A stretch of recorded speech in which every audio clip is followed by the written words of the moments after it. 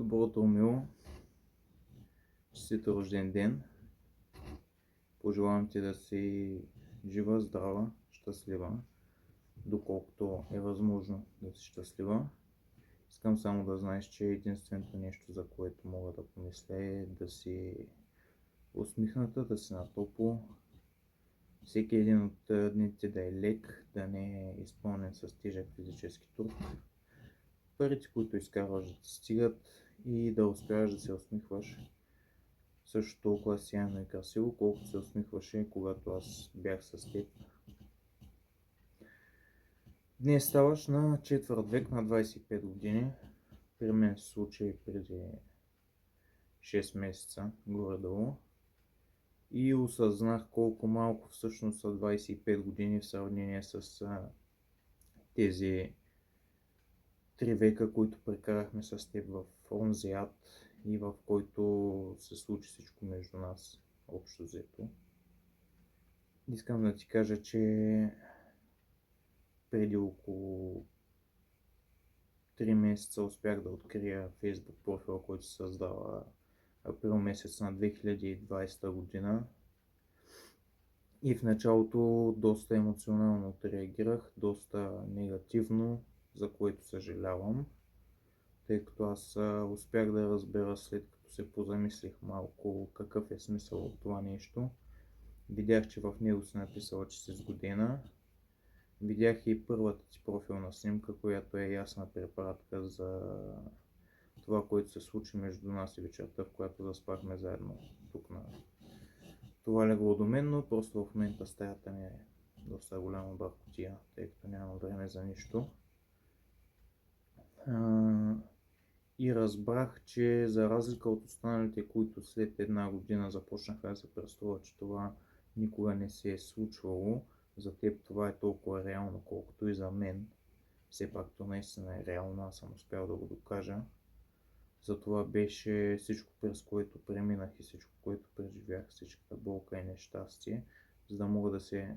развия достатъчно, за да не повтаряме този път грешките, които направихме миналия път, и да намерим окончателен метод да решим проблема с хората. Искам да ти кажа, че това за мен означава много, защото наистина се почувствах така, сякаш всичките съмнения, които съм имал, и всичкото, което минаваше през главата ми, е напълно безсмислено. Не, че някога съм имал достатъчно силни съмнения и тъмни мисли, за да обвиня теб за нещастието, което преживявам, и болката, която изпитвам. Искам да ти кажа, че обвинявам себе си толкова колкото обвинявам и теб, като под нас имам предвид съществата, които бяхме след това всичко, тъй като бяхме заедно, когато успяхме да съставим този план, в който с години няма да се виждаме и така нататък.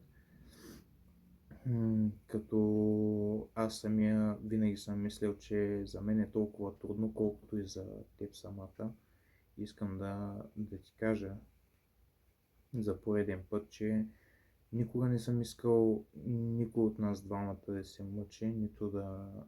да работи, нито да се труди по толкова много. Никога не съм искал да преживяваме всичкото това, да живеем един без друг. Единственото, което исках, е да имаме спокоен живот, без да има външна намеса от хората, и да мога да виждам всеки един ден как успявам да те направя щастлива и как се усмихваш. Исках всяка една сутрин да се будя от теб и да виждам колко всъщност си привързана към мен и как не искаш да ставаш от леглото и да се разделяш от мен дори за секунда. И всяка вечер как най-приятно и най-спокойно ти е да заспиваш легнала върху гърдите ми и да чуваш сърцето ми преди да заспиш.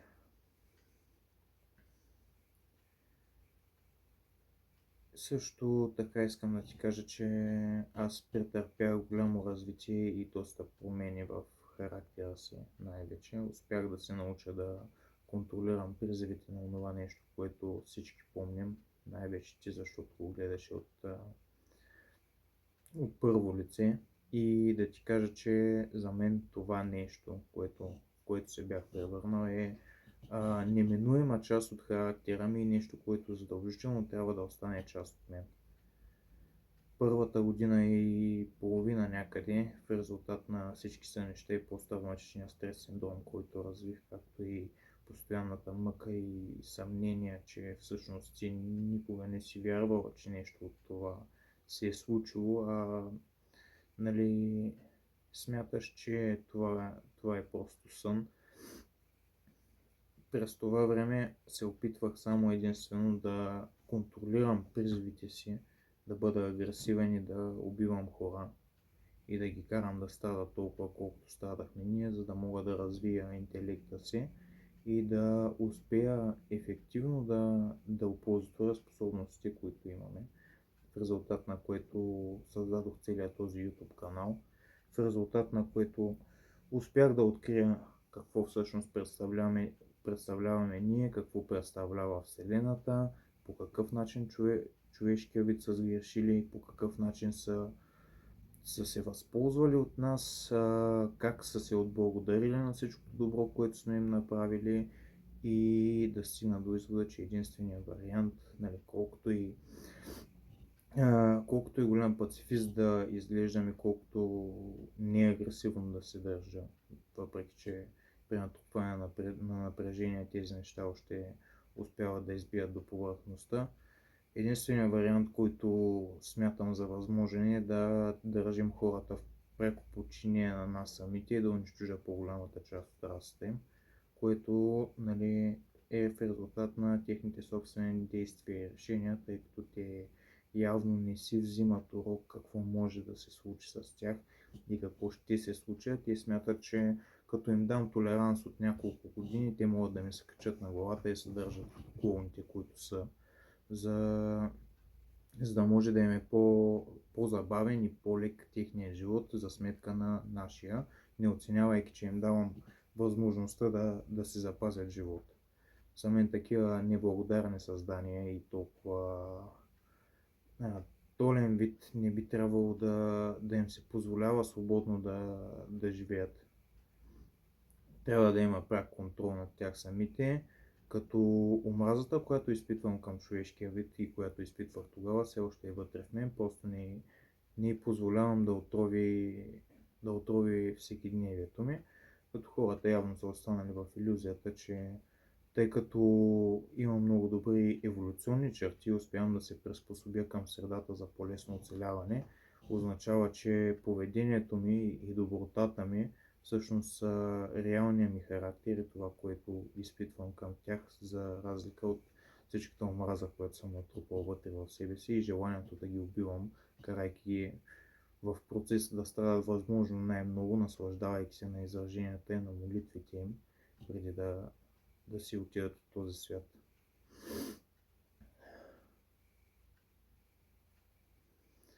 Днес също като другите три празника, твоя имен ден,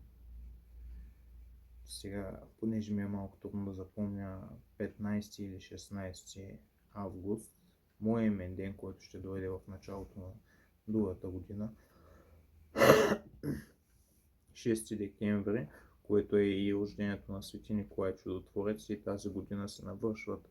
1753 години от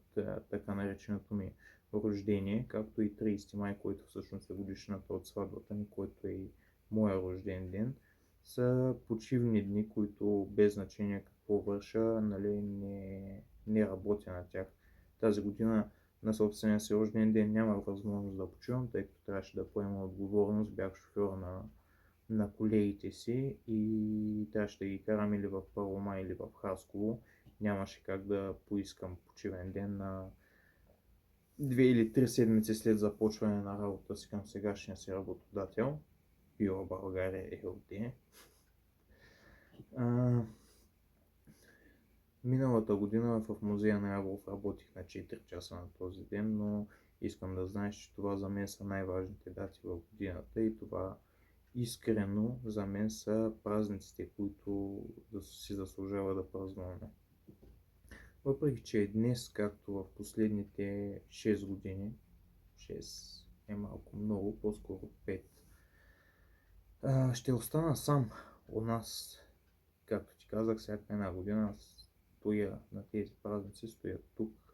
на постоянния си адрес булевард Георги Димитров 65, очаквайки да ти видя по някакъв начин, но и двамата знаем това до какво ще доведе. Нали, както ти казах, успявам да потискам негативните си емоции, но това не означава, че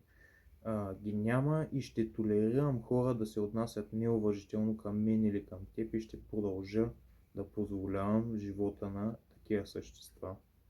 И нали няма да го отнема със собствените си ръце, както си виждал многократно, че може да се случи. Така че може да се каже, че до някаква степен разбираме и твоята гледна точка към нещата, защото аз самия в сънищата си виждах отстрани изкривеното си изражение, усмивката си, блясъка в очите си,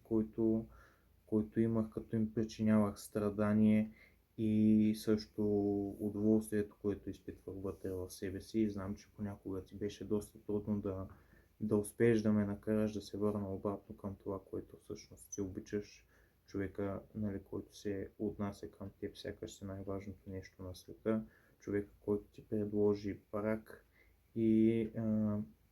който ти обеща сърцето си за винаги, стига да приемеш неговото предложение за брак. Също оценявам това, че 16 декември 2017 година, поне не нощта, в която ти предложих брак, не са се случвали. И нали, както ти казах, разбирам, че за теб това има толкова значение, колкото и за мен самия.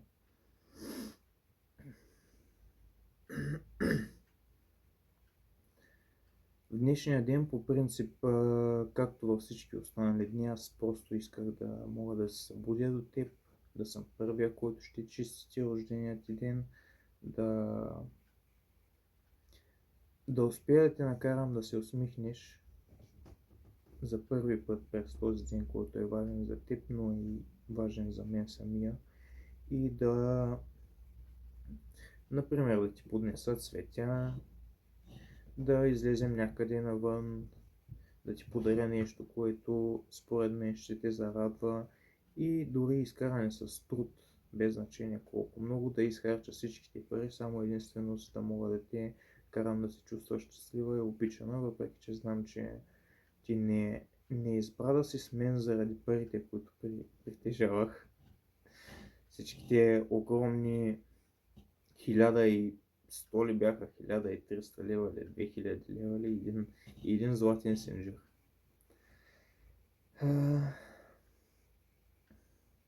Все пак, въпреки всичко, ти застана до мен и беше човека, който вярваше, че всичко, което може да бъде направено на този свят, може да бъде направено от мен самия и ми даваше мотивацията и енергията да остана жив най-вече, да остана жив в този свят, тъй като без теб самата, ако бях направил това нещо, което се случи, най-вероятно след определено време щях да видя колко смърт донасям и от доброта и наивност щях да предам себе си на властите, като това ще даде негативен резултат, аз щях да остана другото нещо,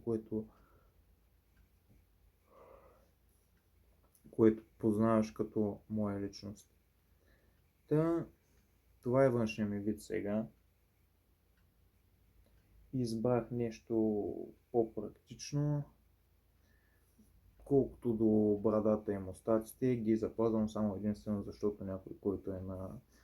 1753 и нагоре до около 6000-6500 години би изглеждал твърде модулик, ако обръсна и брадата и мустаците си. Също така това ми приближава доста до вида ми като Свети Николай Чудотворец или Цар Симеон I, дори и Миямото Мусаши. И смятам, че е подходящ външен вид за мен самия, като мустаците и брадата си не съм ги бръснал откакто спрях да се занимавам с наркотични вещества, което беше една седмица преди 5 октомври 2018 година, в резултат на обещанието ни. Както ти казах, аз не съм готов да изгубя това, което се случваше между нас и едни глупави наркотични вещества няма да ме накара да се откажа от най-важното нещо, което съм срещал на тази планета и няма да ме накара да захвърля единственото нещо, което ме е карало да се чувствам истински щастлив. Също така, тъй като мой рожден ден е всъщност годишна от сватбата ни, искам също да ти кажа честит празник на християнското семейство, който се празнува само в България като празник на християнското семейство в резултат на едикт от Българската православна църква през 1900 и някоя година, 1880 и някоя година, не мога да ти кажа със сигурност. И искам да знаеш, че за мен единствено ти си семейството и ти си всичко, на което разчитам, кажи рече, на тази планета, освен на себе си. И затова ми е толкова трудно да си представя свят, в който ще трябва да живея без любовта ти. Не искам да си представям такова нещо, тъй като аз самия не мога да предвидя собствената си реакция, но количеството смърт и унищожение, което ще донеса, най-вероятно няма да е нещо, което може да се сравнява с нещо, което съм правил до тук. Колкото и да ми се иска просто да мога да те оставя да бъдеш щастлива, аз просто ще се почувствам безкрайно предаден, тъй като съм обещал предложението си за брак, съм обещал целия си живот на теб, а ти каза, че си готова и си склонна да дадеш същото нещо на мен. И въпреки употребата на способностите ни, нали, това обещание остава и последните 6 години съм живял само единствено с надеждата, че някой ден пак ще мога да те прегърна. Затова дойдох и 2018 година да довърша обещанието си, да ти обясня какво всъщност се е случвало, въпреки че ти чуваш всичко това. Както и да ти оставя данните си, нали, трите си имена: Николай Матеев Матеев, адреса си булевард Георги Димитров 65, етаж 5, апартамент 26, град Чирпан, и телефонния си номер 0897 933 725. В случай, че наглите и долни гадини, които обикновено обичат да се крият в мое присъствие като хлебарки, решат да прекрачат границите, които съм им задал, тъй като аз съм им казал, че ще толерирам войните, нещастието, материализма и цялото страдание, което причиняват в период на 8 години, които се броят от 17 декември 2017 година до 2025 година, като 2025 година, сега отново предварително ще се извиня, но ние 2018 година сключихме едно обещание, че аз няма да се наранявам. Ти тогава напусна работа и дойде в болницата в Стара Загора, което е предпоследния път, в който сме се виждали материално. Цялата беше обляна в сълзи и каза, че дори не си имала време да се изкъпиш, просто се преоблякла и по най-бързия начин си дошла, като си разбрала, че в кавички се боря за живота си, колко хубаво обичат да драматизират некадърните медицински лица, които ми поставиха диагнозата биполярно разстройство, в резултат на наследствената връзка с майка ми, която всъщност дори не ми е майка, и мога да ви кажа, че аз съм психически най-стабилното същество, човекоподобно и така нататък, тъй като аз съм единствения, който избира да не лъжи и да живее в реалния свят, колкото и да е грозен, да се труди и да дава всичко от себе си във всяко едно нещо, а не се мъчи да живее възможно най-лесно и да изкарва най-много пари на гърба на останалите, отнемайки им нещо, което им се полага, за да може той самия малко по-лесно да изкара собствената си изгода. Ще трябва 2025 година, аз предварително съм ти казал, но ще трябва 2025 година да наруша обещанието си, като плана ми се очертава около това да се отдалеча от Чирпан в някой планински район, който да може да е възможно най-трудно проходим. Най-вероятно пак ще използвам психоактивни вещества от сорта на Лепонекс, както миналия път, 7-те Лепонекса, които прекратиха живота ми за 8 часа.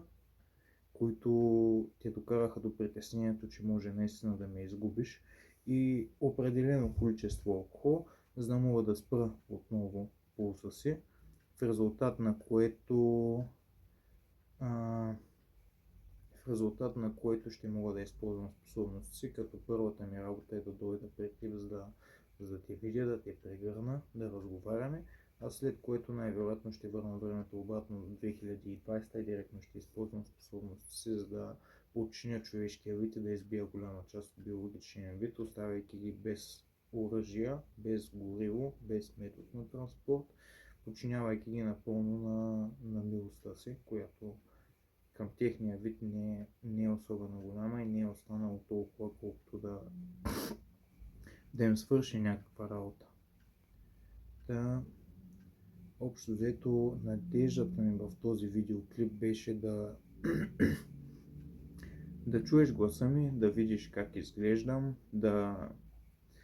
те накарам да се усмихнеш, като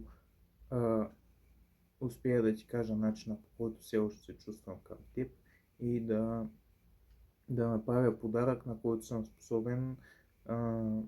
към теб относно 25-я ти рожден ден и поредния ден на християнското семейство, който празнуваме и тази година. Отново искам да ти кажа, Мило, обичам теб и каквото и да се случва, каквото и да е мнението на хората, за разлика от тях, аз не се надявам на наивната си простотия и на нещата, които са ме научили в училище, хора, които единствено имат за цел да спечелят от мен и да ме използват като работна единица, за да могат да пълнят гущи и джоба си. За разлика от тях, аз преживях доста болка, експерименти върху себе си самия, като накрая дори прекратих и живота си, за да мога да докажа, че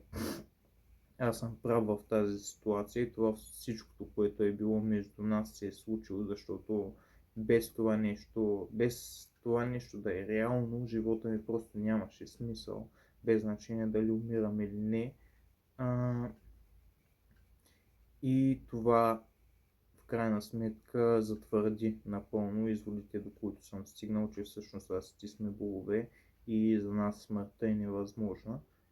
И се надявам, че вечно ще мога да прекарам живота си с единственото същество, което е заслужило сърцето ми на тази планета. Сега ти желая хубав ден, като се надявам да усетиш останалата част от подаръка ми към теб и се надявам по-скоро да може да се видим, защото наистина всяка сутрин, когато се събуждам без теб и всяка вечер, когато отново заспивам без теб, ти ми липсваш безкрайно много. Искам просто да усетя топлината и дъха ти и миризмата ти върху мен самия, докато заспиваш, и усмивката, която правиш, когато се събуждаш. Обичам теб, Мило.